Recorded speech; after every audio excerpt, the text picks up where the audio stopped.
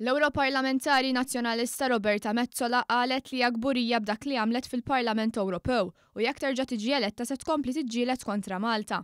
F'dawn l-aħħar 5 snin Roberta Metsola flimkien mal-Europarlamentari David Casa ma tilfux okkażjoni waħda sabiex jaħdmu kontra Malta fl-istituzzjonijiet Ewropej.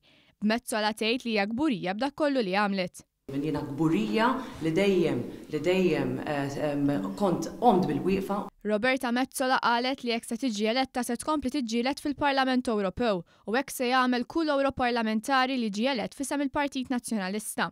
Konferma li se jaħdmu kontra Malta jekk l-Europarlamentari Nazzjonalisti jiġu eletti. L-impenn tagħna huwa li għal 5 snin li ġejjin kull min hu elett fisem il-Partit Nazzjonalista fil-Parlament Ewropew ser ikompli jinsisti, ikompli jiġġieled. Staqsejna lil Metsola sabiex b'mod konkret tgħidilna x'għamlet fil-Parlament Ewropew f'dawn il-5 snin biex tħares l-interess ta' pajjiżna fil-qasam tat-tassazzjoni. Madankollu Metsola ma listnitx kelma. Ma tafx għamilt imma f'5 snin, Dr. Metsola. Ma tafx għamilt, Dr. Metsola f'5 snin. Il-rule of law fil-European. F'konferenza tal-aħbarijiet il-ġurnalisti staqsew li Roberta Metsola jekk hix ipokresija li waqt li qed tgħid li trid taħdem mal Malta u l-MPs nazzjonalisti kienu alleati u spalla ma' nies bħal Anna Gomez li akkużaw lil Malta li għandha sistema ta' taxxa preferenzjali.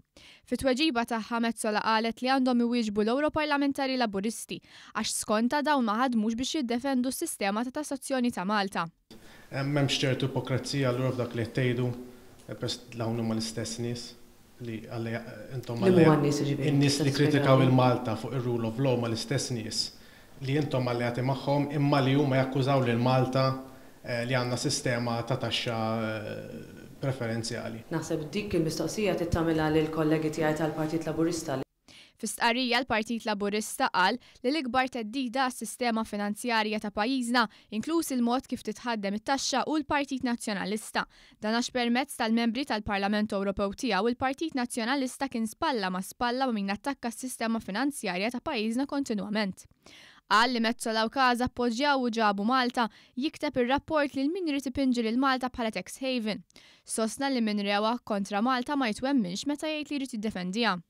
Sostna li kienu l-MPs Laburisti u l-Ministri tal-Gvern li kontinwament iddefendew lil Malta minn dawn l-attakki. Fuq kollox fil-manifest elettorali tiegħu il-Partit Laburista tkellem mod ċar dwar kif membri tal-Parlament Ewropew jemmnu li kwistjoni tat-tassazzjoni jieqbu kompetenza nazzjonali u dan mhux se jinbidel bl-ebda mod. Il-Partit Laburista qal li l-MPs tal-Partit Nazzjonalista li ma waqfux jitkellmu kontra pajjiżna fi Brussell illum ma jistgħux ikunu kredibbli meta jgħidu li jridu jħarsu s-sistema finanzjarja ta' pajjiżna.